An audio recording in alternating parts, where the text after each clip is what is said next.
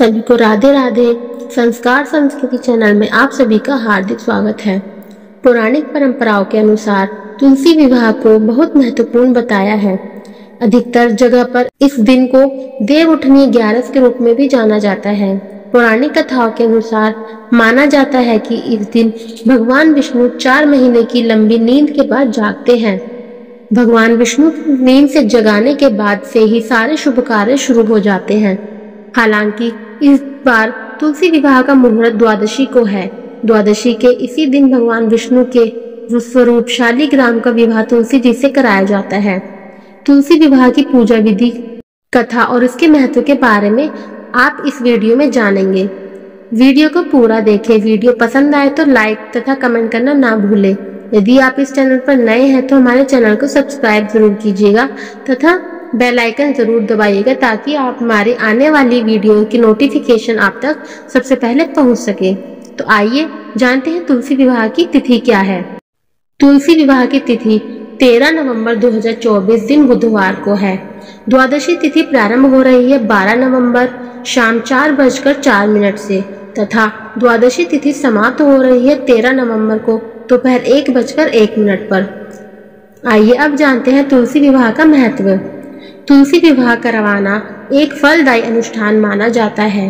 देवउठनी 11 के दिन श्री हरि विष्णु को तुलसी दल अर्पित करने की परंपरा है।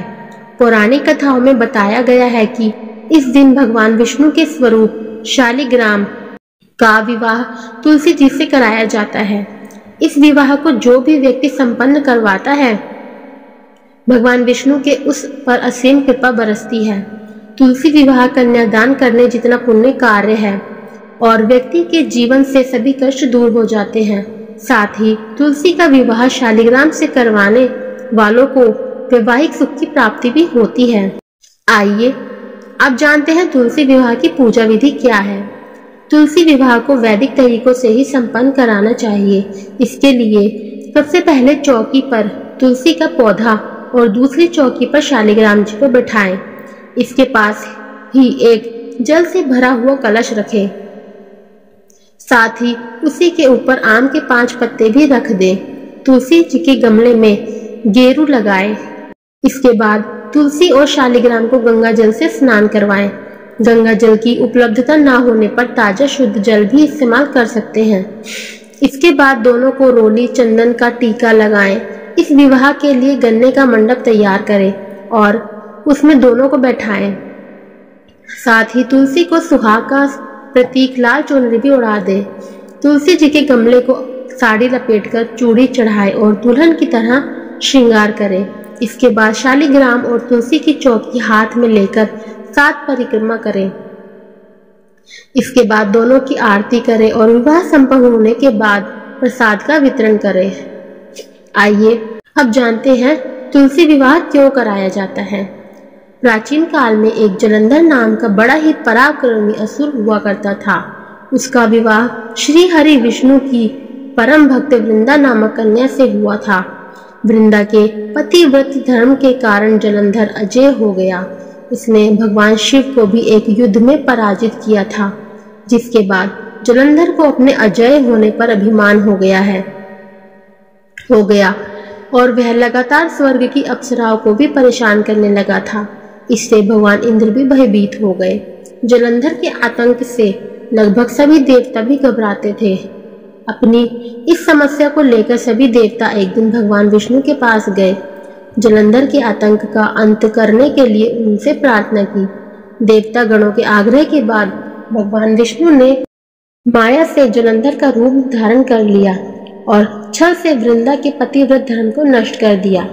वृंदा का पतिव्रत धर्म नष्ट होते ही जलंधर की शक्ति क्षीण हो गई और वह एक युद्ध में मारा गया। इस बात की खबर जब वृंदा को लगी कि उसका पतिव्रत धर्म भगवान विष्णु ने छल पूर्वक भ्रष्ट कर दिया है, तो क्रोध में आकर वृंदा ने भगवान विष्णु को पत्थर का बन जाने का शाप दे दिया। श्री हरि विष्णु के पत्थर बन जाने से सभी देवतागण परेशान हो गए। उन्होंने वृंदा से शाप वापस लेने का आग्रह किया, जिसके बाद वृंदा ने अपना श्राप तो वापस ले लिया, लेकिन भगवान विष्णु अपने किए पर लज्जित थे। इसलिए उन्होंने वृंदा के श्राप को जीवित रखने के लिए अपना एक स्वरूप पत्थर के रूप में प्रकट किया, जिसे शालिग्राम के नाम से जाना जाता है। भगवान विष्णु को दिया हुआ श्राप वापस लेने के बाद वृंदा जलंधर के साथ सती हो गई, जहां उसकी राख से तुलसी का पौधा निकला। वृंदा की मर्यादा और पवित्रता को बनाए रखने के लिए देवताओं ने मिलकर भगवान विष्णु के शालिग्राम रूप का विवाह तुलसी जी से कराया था। इसी के बाद से ही इस घटना के उपलक्ष्य में हर साल कार्तिक शुक्ल एकादशी को तुलसी का विवाह शालिग्राम जी के साथ कराया जाता है। आपको वीडियो कैसी लगी कृपया कमेंट करके जरूर बताएं। सभी को राधे राधे। तुलसी महारानी की जय हो। शालिग्राम भगवान की जय हो।